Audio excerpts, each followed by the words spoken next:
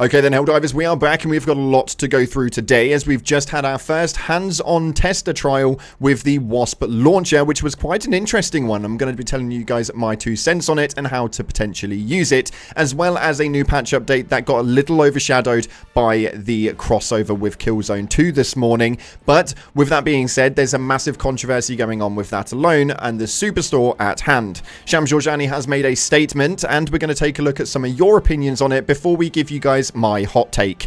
Hopefully this one goes quite well, but with that being said, if you haven't already, smash that beautiful like button and subscribe with post notifications turned on. It'd be greatly appreciated. And make sure you check out our sponsor, Instant Gaming, the platform where you can purchase your games cheaper for PC and console with the best deals, offers, promotions and discounts. Right now they've got a special Christmas deal going on where you open up a calendar for a cheap game, and it just works really well. Links in the description. Go get your games a bit cheaper today. With that being said, let's see what's happening inside of the game right now. So starting off, we're going to go over the details first before we get into the controversy. We have got the patch details for 0.1.002.203. Now this was primarily a crash and fix patch update, which was revolving around 100% crash affecting a substantial amount of players within range of Illuminate towers during ion storms. A really freak accident that happened there, evidently. Matchmaking and connection, apparently, and matchmaking improvements to reduce the wait times, although we did have some server issues later in the day after this patch had actually been addressed. And they've also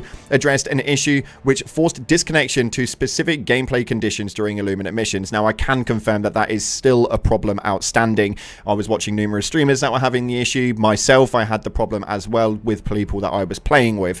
As well as that, though, the miscellaneous fixes, they've got the fix siege ready passive for the armor not afflicting ammo pools on initial dives when joining an ongoing mission. So that's now been fixed as well. But hopefully they do go back to the drawing board for the matchmaking and connection problems, as it does seem to be a bit of a problem as of right now. Nonetheless, though, we have also had access to the WASP launcher. And this thing was an interesting piece of work with 2 sets of rounds. We had the cluster rounds, which were actually really enjoyable, and then we had the artillery firing mode. And this was a interesting feature with the swarm rounds, aka the clusters. I had a load of fun with it, and if you actually just like partially pulse them, you don't have to use all of the clusters in one go. I found this especially really helpful with the elevated overseers. If you can stand far enough back, you hit them with one single missile from the cluster, which works really well considering it's got auto tracking on it already. That was my primary usage for this weapon, as I did find that it was a little underwhelming when being able to take things out such as the walkers and much more,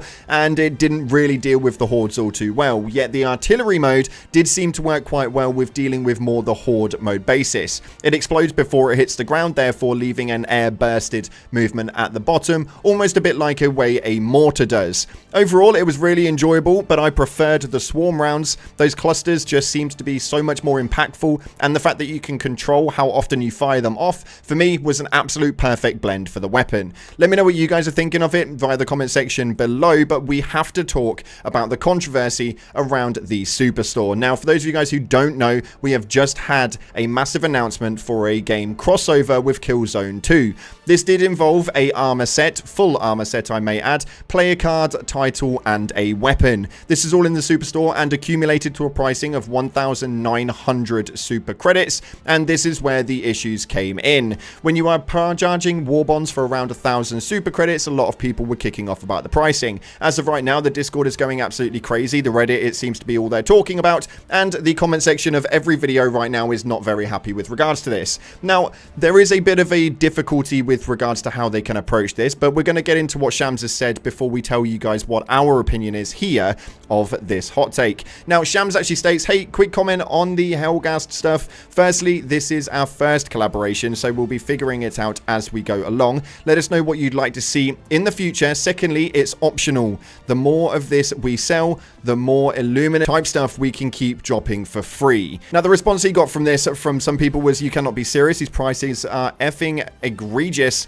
Your game is not free. We still have already paid, and you don't get to hide behind a $20 skin as if that makes the difference. Shams said noted, but I don't actually agree with the issue here. Now, we're going to give you guys our hot take before we go into the Reddit and see what you guys have been thinking about it, but this may well be a bit of food for thought. short. Now, we did post this into the public Discord, and I've also posted this on the Twitter as well, and so far it seems to have gone down quite well, especially during the live stream. We made a solid point here. It states, hot take, but I personally do not see the issue here. As long as the pricing range is for crossover only, I think it's fine. We have seen a lot of free content at the same time, and super credits are available to be earned in game. Now, weapons in the store is a little bit testy, because if this weapon gets buffed later down the line, then it will essentially become a pay to win object, and that is for me where the issue lies. Overall, I think you guys did a great job with the item crossover. Just maybe talk to Sony about using your standard pricing for the future for community's sake. Now, for me, the pricing wasn't really the biggest problem.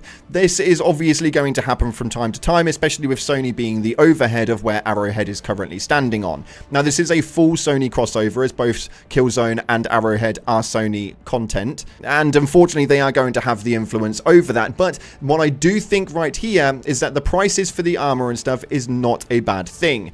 We do get a little bit subjective when we start taking a look into the weapons of this stuff, because right now the weapon is moderately okay, but it's not overly amazing. It does work quite well towards the Illuminate hordes of the Voteless, but when it comes to actually being able to utilize this against Overseers and more, it definitely tests a tale of time, and it's far from an amazing weapon, although relatively enjoyable. This for me is perfectly fine, although in the future when we get buffs and nerfs and weapons start getting affected, if there does happen to be a changeover for this weapon and it becomes probably a lot more of a viable option, we then put that weapon in a pay to win category, because you have to pay quite a substantial amount of money to be able to obtain that weapon. That is for me where the issue lies, and that is for me where a lot of games have had their problems in the past. My only other issue with it is that the armor itself, I don't find an issue with the pricing on that either. It is a bit more than Arrowhead are normally worth in paying, but this for me is not where the issue lies. The issue lies for me inside of the passive that actually is contained on this armor.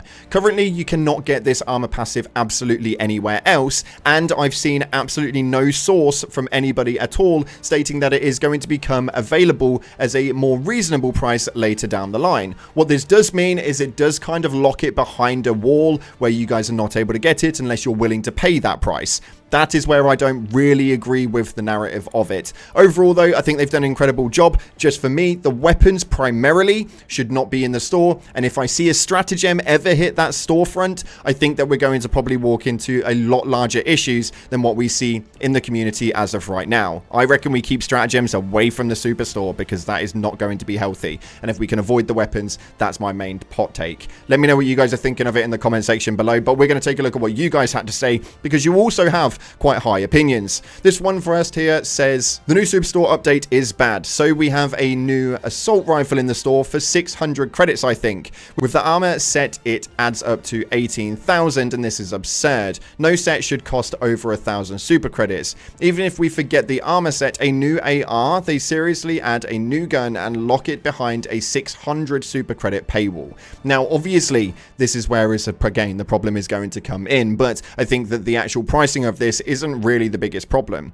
This is available inside of the game. This is also available in the store for the next 5 days. You may well have to maybe purchase a couple of pounds worth to be able to get hold of this weapon, but for the most part, you should be able to farm quite a lot of super credits inside of the game, especially with the Illuminate currently. I know a lot of you guys are putting time in to be able to obtain a decent amount of super credits and potentially have to top that balance up with maybe a few quid here or there to be able to finish it off. Now, on top of that, though, this next post right here states, this is disgustingly good passive to be locked behind most expensive armor to date. And yeah, unfortunately, that is something else which is probably the biggest problem, that the AC1 Dutiful does have the armor passive of Acclimated, which provides 50% resistance to fire, gas, acid, and electrical damage. Now, don't get me twisted, it's not any 90% to the ones that you guys are obtaining right now, and this is kind of that lazy boy armor. You can utilize this and just run into any planet, whereas right now you do have the passives of a higher percentage